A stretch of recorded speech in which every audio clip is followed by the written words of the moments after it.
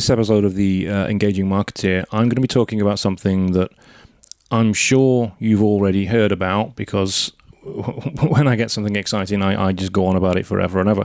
But I'm going to make no apologies for that, because you're going to be hearing a lot about it on this podcast over the coming episodes, particularly when it happens. And that's that I'm going to be doing a TEDx talk. I'm very excited to reveal I'm going to be doing a TEDx talk, and it's going to be in Chester on April the 4th.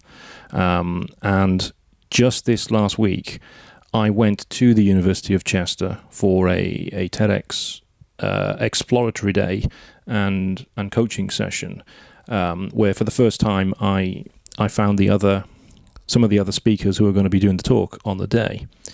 And before I went there, I was already having feelings of apprehension, shall we say. I was already having feelings that I didn't really belong, that I wasn't good enough to be doing a TEDx talk, because it's a big deal. It's a really big deal.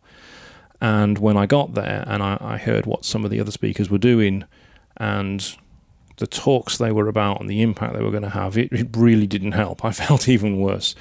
Because realistically, I don't actually belong there. And I'm not just saying that to say, oh yeah, Darren, you really do belong. No, I mean, I really don't belong there, because TEDx Chester is the TEDx University of Chester. It's meant to be for students, professors and alumni of Chester. It's not meant to be for outsiders getting in. Everybody is in some capacity connected to the university, and I'm not.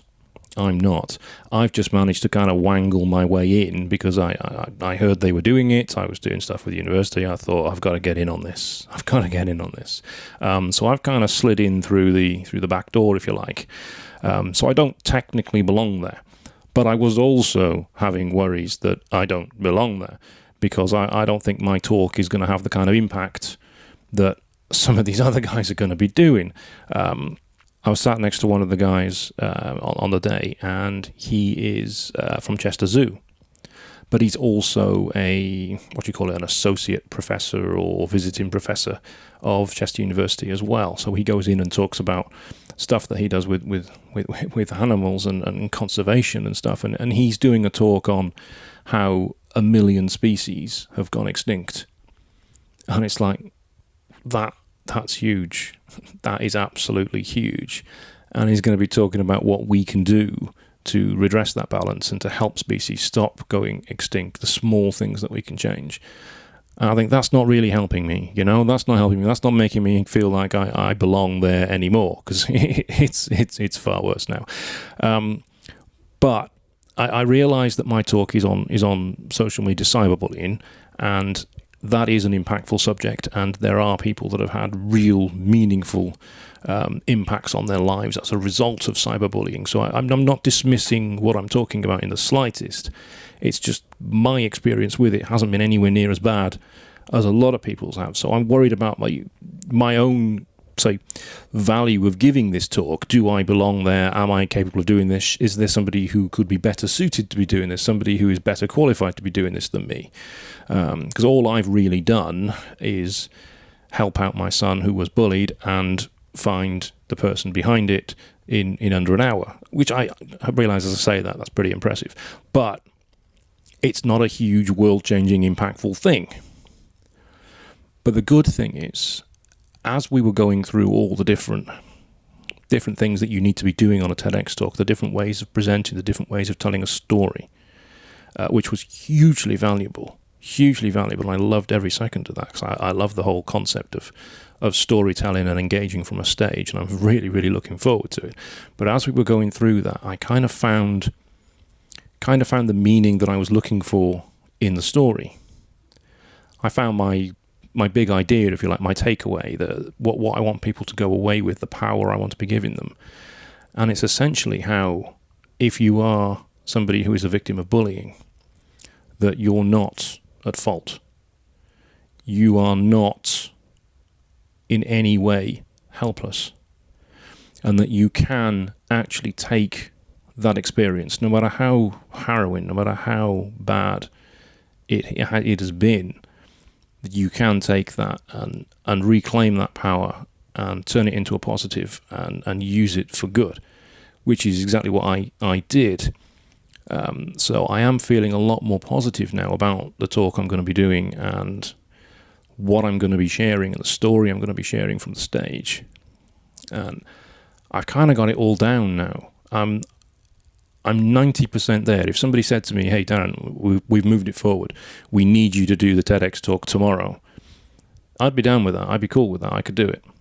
It wouldn't be as polished, but I could do it. So this is a huge thing for me. You can probably hear it in my voice. I'm still a bit nervous at the whole concept of this. I'm still a bit worried about this. Because I'm not concerned about doing the performance. I'm not concerned about getting on the stage and talking in front of people and being on that TEDx red spot with the big TEDx logo behind me. I'm not concerned about that. I know I can perform in front of people. And I'm going to mention it again. You've heard it before. I've done stand-up comedy. I've done stand-up comedy for this very reason, because if ever I'm worried about doing a talk, I can say to myself, have a word with yourself, Darren. You've done stand-up comedy. That's the most difficult thing you're ever going to do. Just get on with it, man.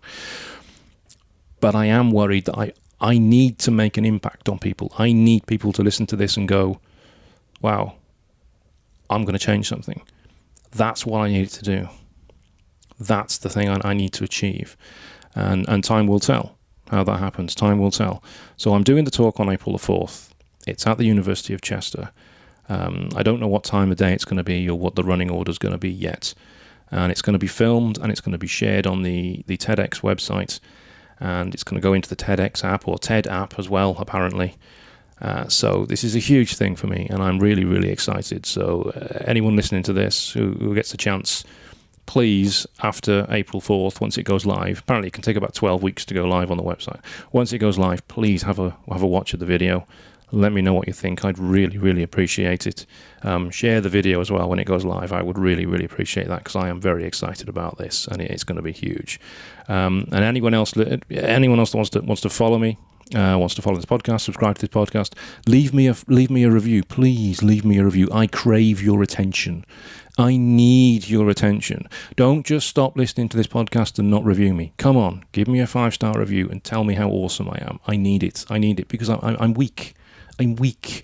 So please, thank you very much for listening, and I will probably catch you on the next podcast that I do that is a solo podcast after I've done the TEDx, I think. I think the next one's going to be after I've done the TEDx. Oh my God, that's going to be frightening to think about. Next solo one of these is going to be after I've done a TEDx. Wish me luck.